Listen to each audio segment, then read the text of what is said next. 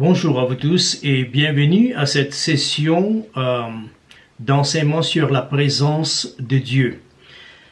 Juste pour reculer quelque part en arrière, comme vous le savez, pour un bon bout de temps, nous n'avons pas parlé, nous n'avons pas affiché des enseignements sur le Facebook ou sur les YouTube comme vous les suivez. Et c'était certainement pour créer un espace entre les enseignements que nous sommes en train de faire.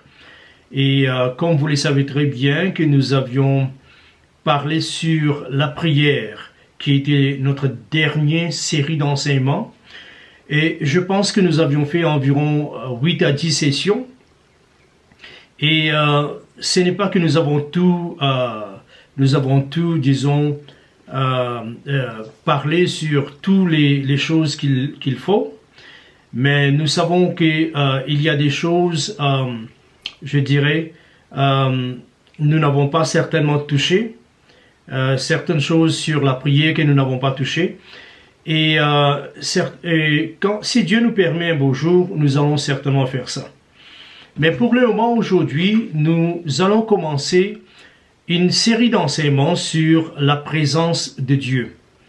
Je pense que cela est très important parce que j'ai réfléchi presque tout un mois et regardé un peu, je n'ai pas fait tellement des études sur cela. Je voulais seulement que nous pouvons parler, converser, vous apporter quelque chose qui vient de l'Esprit de Dieu.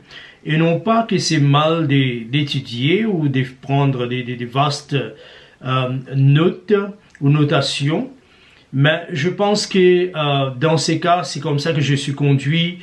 Alors, je voudrais aujourd'hui introduire sur la présence de Dieu. Et la raison aussi pourquoi, je voudrais commencer en lisant le texte clé de cet enseignement. Donc, les textes clés de cet enseignement se trouvent dans 1 Chronique, chapitre 17, le verset 1. 1 Chronique, chapitre 17, le verset 1. Et la première chose que, en lisant cela, il nous dit, « Lorsque David fut établi dans sa maison, il dit à Nathan, le prophète, « Voici, j'habite dans une maison de cèdre. » Et l'arche de l'alliance de l'Éternel est sous une tente. Et ça, c'était plus ou moins la déclaration, et vous savez très bien ce qui suit, c'est-à-dire David a exprimé les désirs de bâtir un temple pour l'Éternel, un endroit qui peut, là où Dieu peut résider. Donc, c'était très clair.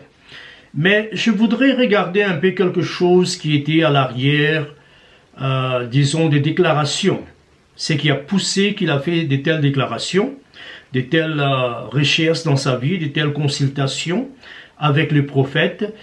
C'était plutôt un souci de faire que la présence de Dieu devienne une réalité permanente, résidant parmi les peuples de Dieu. Ça, c'était le souci de David, je répète. Parce que ça, c'est la clé même pour laquelle je suis en train de parler sur la présence de Dieu. Donc, les soucis de David, c'était de faire que la présence de Dieu ne soit pas seulement quelque chose qu'on peut rencontrer ou sentir des frissons dans un culte de l'Église, ou dans je ne sais pas, un endroit là où on voit des miracles. Il ne voulait pas que cela soit, la présence de Dieu soit une réaction de la chair, c'est que l'homme ressent. Quoiqu'il n'y a rien de mal avec ça, de ressentir la présence de Dieu. Mais seulement ce que David voulait faire, c'est que la présence de Dieu soit résident dans un endroit, dans un lieu particulier. Et dans ces cas-là, c'était un temple qu'il voulait bâtir, une structure qui peut pas renfermer, mais qui peut dans un sens loger, recevoir en permanence la présence de Dieu. Et il y a des bénéfices extraordinaires d'amener la présence de Dieu dans un endroit. Parce que jusqu'à présent, ce que moi je regarde, ce que j'observe dans les églises, c'est que les gens partent dans un culte, ils chantent, ils adorent, ils vont faire beaucoup de choses, seulement dans un sens indirect, de produire la présence ou d'amener la présence. Il n'y a rien de mal dedans. Nous devons sentir la présence si vous voulez. Mais on ne peut pas compter sur ça. Et je vais vous parler un peu bientôt sur ça, dans quelques instants. Mais la chose qui est importante, c'est qui était le souci de David, c'est que la présence de Dieu devient permanente. Et par là, je veux dire que la présence de Dieu soit permanente dans votre vie. Et si je dois ajouter quelque chose, je dirais que l'homme a été fait pour être la maison, la résidence permanente de Dieu. Dieu devrait résider dans l'homme. Ok? Il devrait résider dans l'homme. Pas dans toute sa capacité, parce que ce serait impossible. Nous sommes des créatures, Dieu est le créateur. Nous sommes des créatures limitées, mais Dieu est infini dans sa grandeur. Donc c'est impossible. Mais seulement Dieu veut habiter et remplir notre vie de sa présence. Et ça, c'est le but même de tout ce que nous allons parler dans le jour à venir. Donc, cela est très, très important. Pour moi, je pense que nous avons essayé de fabriquer quelque chose qui est notre héritage, que nous devrions avoir dans nos vies, c'est-à-dire dans ma vie personnelle, comme dans la vôtre, mais aussi dans votre maison. Est-ce que Dieu peut habiter dans un espace? Oui, à cause de vous. Dieu peut habiter dans un espace renfermé peut-être, dans votre maison, comme Jésus a dit, moi et mon Père, dans l'évangile des Jean, moi et mon Père, nous viendrons et nous ferons notre demeure chez vous. Il n'a pas dit seulement en vous, parce qu'ailleurs il dira que l'Esprit de Dieu, le Saint-Esprit, est avec vous, toujours dans l'évangile des Jean. Il est avec vous, mais il sera en vous. Il parle de deux réalités spirituelles. Et ces deux réalités spirituelles peuvent être présentes dans nos vies. Au lieu de venir dans un culte pour sentir la présence de Dieu, nous pouvons vivre avec la présence de Dieu, par Dieu résidant à l'intérieur de nous et de notre espace, de notre salon, de notre chambre à coucher, dans notre maison.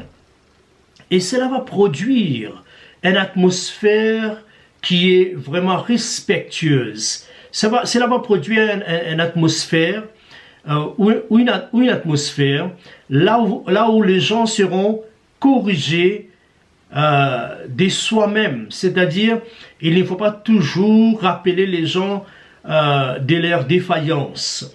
Nous pouvons avoir la présence qui peut réagir ou interagir avec l'homme pour que l'homme puisse commencer à voir des choses dans sa vie et ce qu'il faut changer, ce qu'il faut écarter et comment il faut marcher, redresser sa vie. Donc c'est important et c'est très très important d'avoir la présence de Dieu. Alors quand nous regardons David, il avait ce souci. Il comprenait la valeur de la présence. Il avait ce souci. Et ça, c'est très, très important. Et certainement, si nous voulons avoir la présence de Dieu dans notre vie, dans notre milieu, il est aussi important que nous comprenions quel milieu nous devons créer.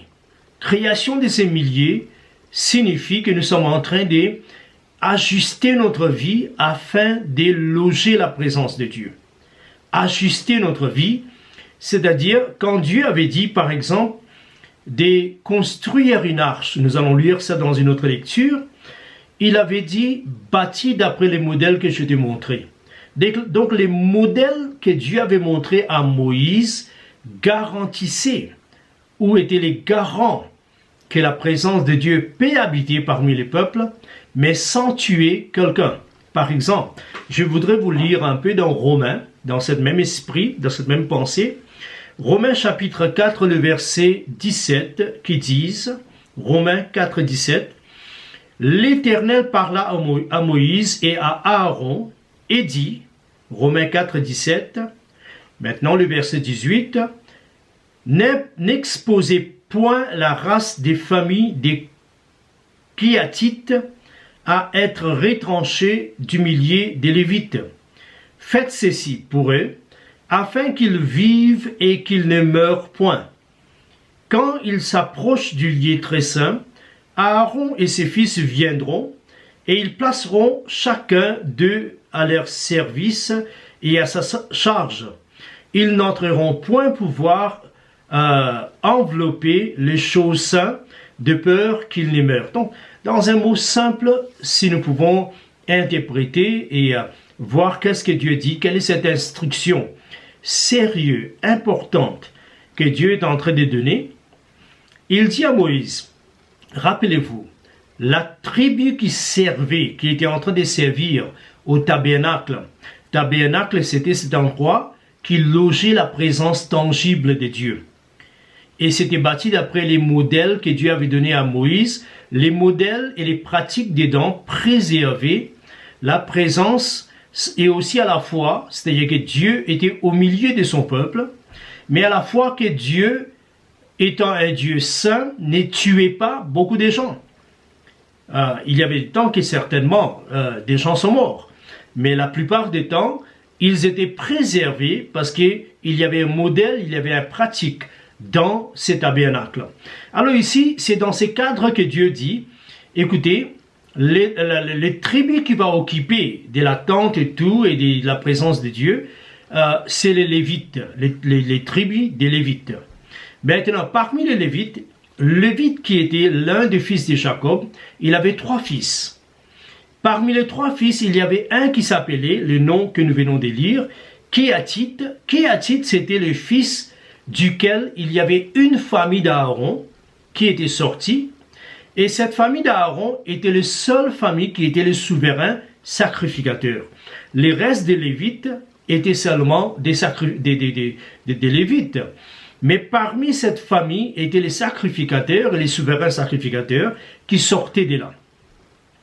Et parmi, quoique dans cette famille, il y avait dans cette partie du tribu, cette branche de tribu, Kéatite, il y avait une famille, le reste des gens avaient accès dans ces tabernacles, donc les choses qui étaient saintes, dans la présence de Dieu. Dieu avait dit, faites attention. Marchez d'après les modèles et la régulation, sinon vous allez mourir. Alors qu'est-ce que Dieu était en train de faire? Dieu voulait habiter parmi son peuple, mais son désir était de bâtir un système autour de lui, et ce système était les sangs versés, les sacrifices, pour expier les péchés des gens quand ils s'approchent. Sinon la présence de Dieu, qui est saint, ils vont offenser la présence, et comme ils offensent la présence de Dieu, la justice, c'est une autre qualité de Dieu, va demander la punition de cette offense. C'est pourquoi les péchés, la Bible nous dit, sans que les sangs versés, il n'y a pas de pardon pour les péchés. Alors quand nous regardons cela, ça c'est très important, quand nous parlons de la présence. Alors aujourd'hui, nous sommes en train d'introduire la présence de Dieu, ces mots de la présence. Maintenant, aujourd'hui, c'est une introduction générale. La semaine qui suivra, ou l'enseignement qui suivra, nous allons faire une autre introduction un peu plus particulière, afin d'élargir notre base de compréhension, afin que tout ce que nous allons enseigner sera bien compris, dans les contextes que je parle. Et le but, c'est, quand je parle, il y a une communication du Saint-Esprit.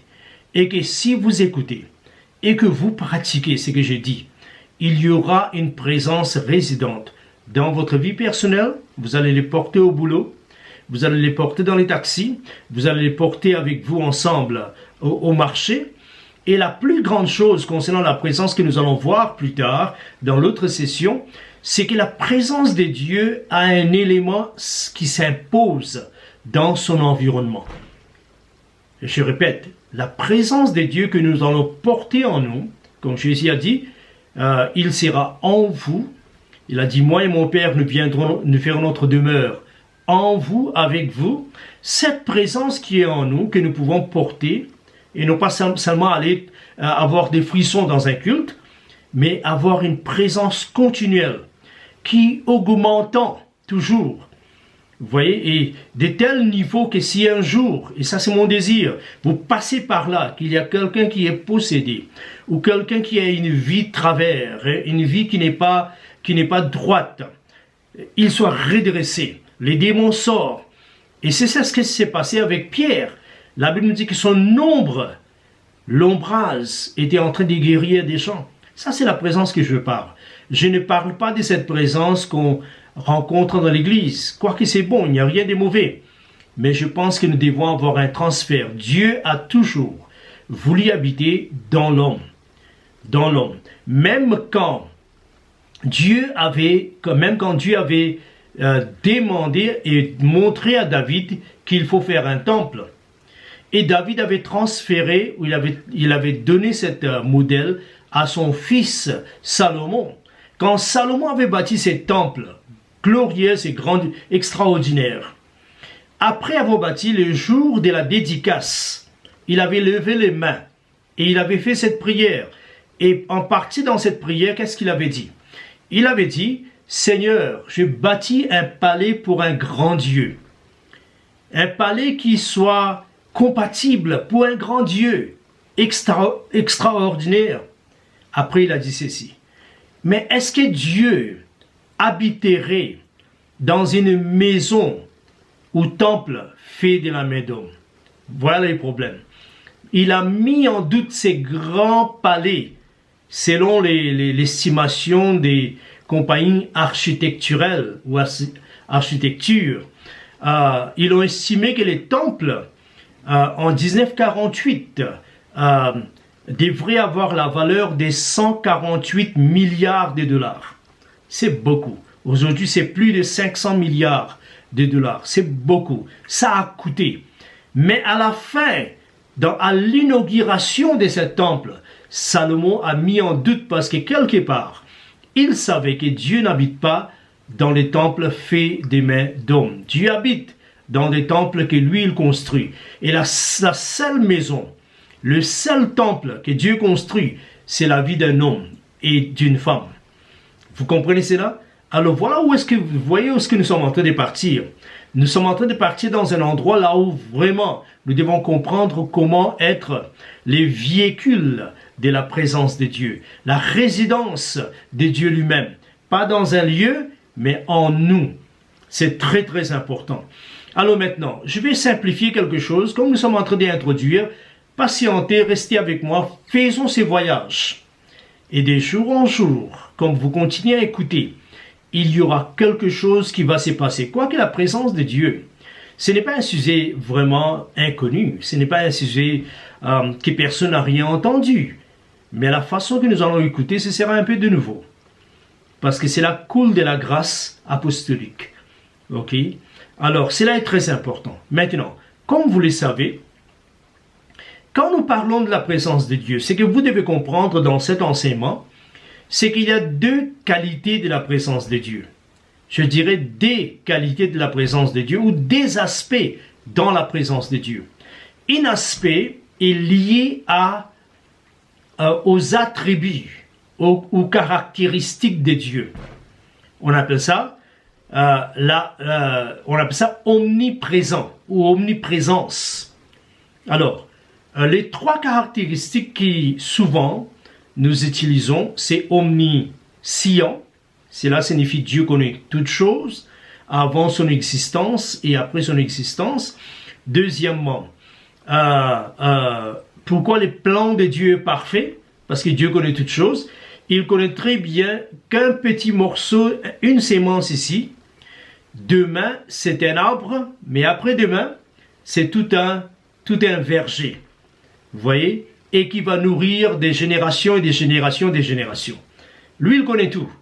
Dans cette une sémence, il connaît combien des arbres, il connaît combien des vergers.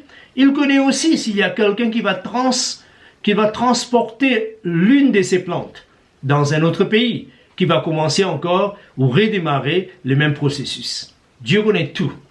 Dieu connaît tous les fourmis, il connaît toutes les choses insignifiantes, il connaît tout. Il connaît les premiers, disons, insectes qui ont marché la terre.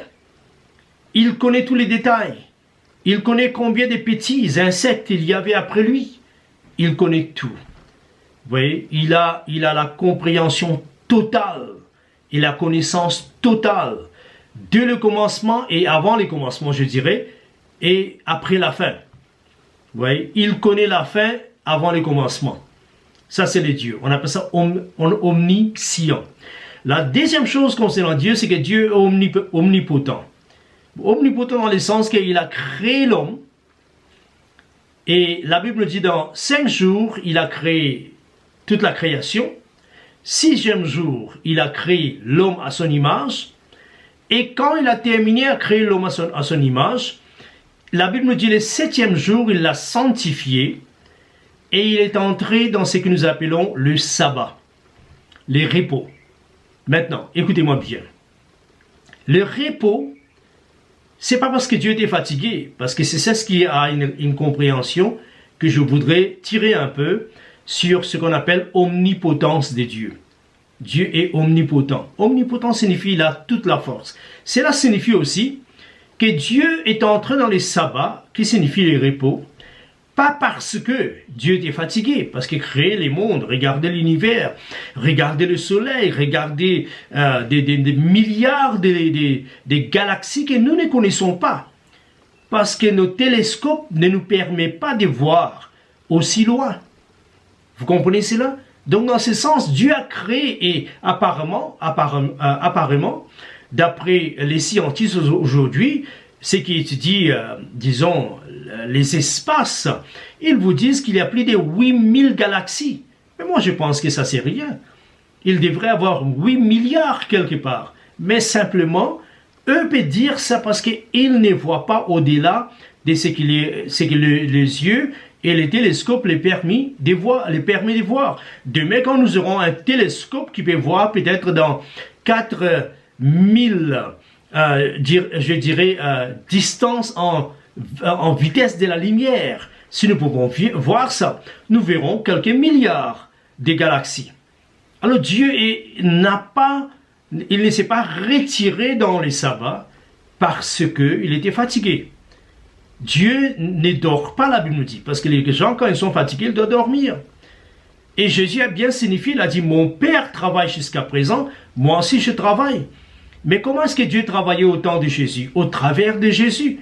Parce que Jésus était l'homme, était la personne qui portait l'image de son Père. Et quand Dieu a créé Adam à son image, la création n'avait plus besoin de lui. Dans un certain niveau, parce que l'homme était là en les représentant.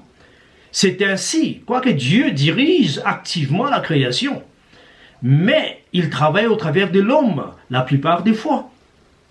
Alors ça, on appelle ça l'omnipotence de Dieu. Et je voudrais commencer peut-être à penser à terminer avec l'omniprésence. Alors quand nous disons l'omniprésence ou omniprésent, nous parlons de 2 qualités de la présence, 2 aspects de la présence. Un aspect, c'est que Dieu est partout. Quand nous disons Dieu est partout, il y a 2 mots que nous devons comprendre, le temps et l'espace. Le temps et l'espace. Le temps, c'est maintenant, c'est 11h, quand je suis en train d'enregistrer ça, c'est 11h25. Ok? Ça, c'est le temps. Et l'espace, c'est mon bureau ici, en Afrique du Sud, à Randburg. Ok? Robindale, Randburg. Mais vous voyez que je peux être là, ici à 11h25. Mais comme je ne suis pas omniprésent, je ne peux pas être peut-être à Durban, c'est une autre ville en Afrique du Sud, ou peut-être en RDC, ou à l'île Maurice. Je ne peux pas être dans tous ces endroits. Donc les temps me limitent dans un espace. Mais quand il s'agit de Dieu, Dieu peut être au même temps dans tous les espaces.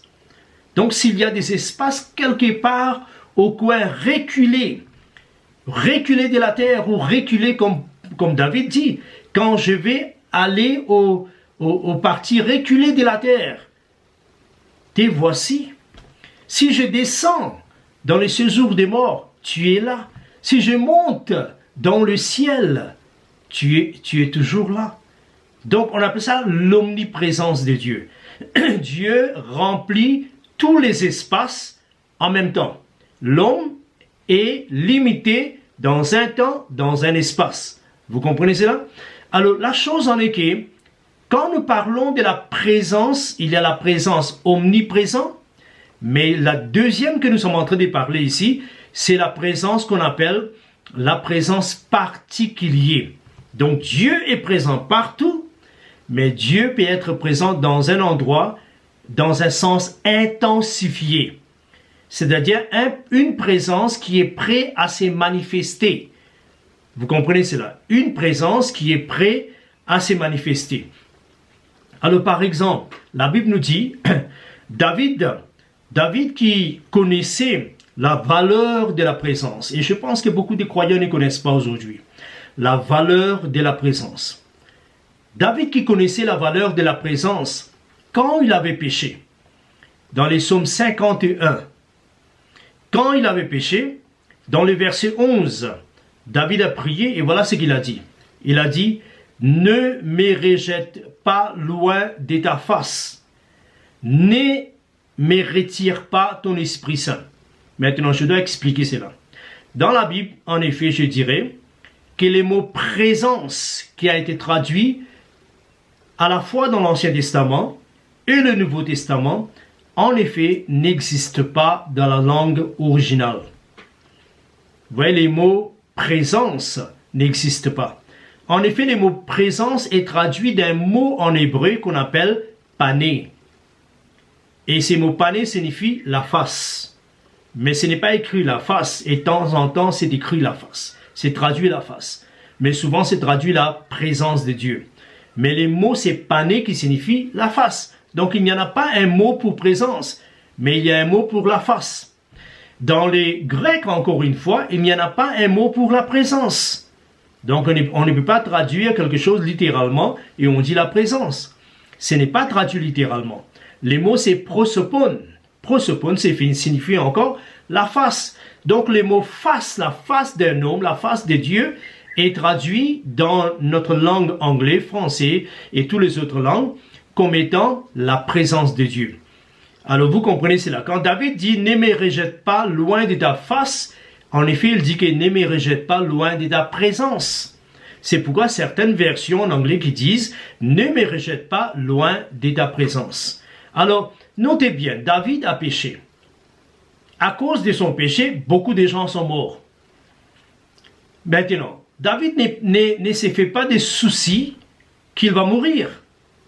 Plutôt, lui, il est plus concerné, soucié, qu'il va perdre la présence de Dieu. La présence résidente dans sa vie, dans son ministère, dont il est le roi.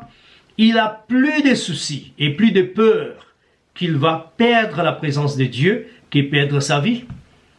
Donc, il a plus de l'amour et plus de respect, plus de valeur pour la présence de Dieu que pour sa vie. Et c'est ce que je suis en train de vous pointer. Ne me rejette pas loin de ta présence et ne me retire pas ton Esprit Saint. Maintenant, si nous regardons, je termine presque, si nous regardons le contraire de David, c'est quoi? Nous regardons Caïn. Voilà ce que Caïn a dit dans Genèse, chapitre 4, le verset 14. Et je ne souhaite pas que vous soyez comme Caïn, qui n'aime pas la présence, qui ne veulent pas comprendre la présence. Et je vous encourage de continuer à suivre cet enseignement parce que c'est 30 minutes, mais nous devons vraiment arriver peut-être 10 sessions. Et là, nous allons bien comprendre comment vivre et devenir un porteur, une maison pour la présence de Dieu, un temple. Ne savez-vous pas que vous êtes le temple du Saint-Esprit? Sa présence habite et que Dieu habite en vous. Alors, dans Genèse 4, 14, voilà ce que Caïn, comment est-ce que Caïn répond? Répond à Dieu. Au lieu de repentir, voilà ce qu'il dit. Voici, tu me chasses aujourd'hui de cette terre. Maintenant, il devient rancunier. Il dit, toi, tu me chasses de cette terre. Moi, je serai, voilà ce que moi je vais faire. Moi, je serai caché loin de ta présence ou de ta face. Je serai errant et vagabond sur la terre, et quiconque me trouvera, il me tuera. Vous voyez? Alors voilà un homme qui ne comprend pas la valeur de la présence. Dieu les retire de la terre, lui il dit non. Toi tu me retires, voilà ma vengeance. Moi je vais me cacher loin de ta face. Je ne vais jamais te voir encore. Ta présence, non. Mais ça c'est vraiment pitoyable. C'est triste. Et je dois vous dire, lire un verset pour terminer. Et nous allons reprendre cela dans notre deuxième session. Une autre personne, c'était Jacob. Et Jacob, lui, il parlait, il disait, dans Genèse 28, les versets 16, il nous dit, Jacob s'éveilla de son sommeil et dit, certainement l'Éternel est en ces lieux, et moi je ne les savais pas. Certainement l'Éternel est en ces lieux, et moi je ne savais pas. Voilà notre problème. Il a rencontré Dieu, Dieu était là, mais il ne savait pas. C'est pourquoi je dis que souvent des fois, la présence particulière de Dieu peut être là. Mais parce que nous sommes habitués avec des frissons, avec un peu de larmes, un peu d'agitations ou des tremblements dans le corps, nous sommes habitués avec toutes ces choses externes que nous n'arrivons pas vraiment à capturer, à être conscients de la présence réelle qui est au milieu de nous. Deuxièmement, ce verset indique aussi que c'est possible que Dieu est présent dans une capacité particulière, pas générale, pas omniscient, mais omniscient c'est général, mais particulier, une présence intensifiée, et nous sommes inconscients de sa présence parce que nous sommes tellement pris par les autres choses. Et troisièmement, c'est là que je termine, cette présence n'a pas trop à faire avec les frissons. Sinon, tout le monde, dès que Dieu est là, on peut avoir des frissons. Ou des manifestations visibles, les gens tombent. Vous voyez, je ne parle pas contre personne, mais c'est que je suis en train de vous dire, cette présence que nous parlons, parfois vous êtes debout et il n'y a rien qui se passe, mais il est là. Alors voilà, j'ai terminé cette session aujourd'hui. Notre première session sur la présence de Dieu, que Dieu vous bénisse et je demande à Dieu qu'il vous protège, surtout dans ce temps des commencements d'année, je pense, et que le Seigneur soit avec vous, que la bénédiction de Dieu soit sur vous. Voilà, que Dieu vous bénisse et à bientôt aux deuxième session.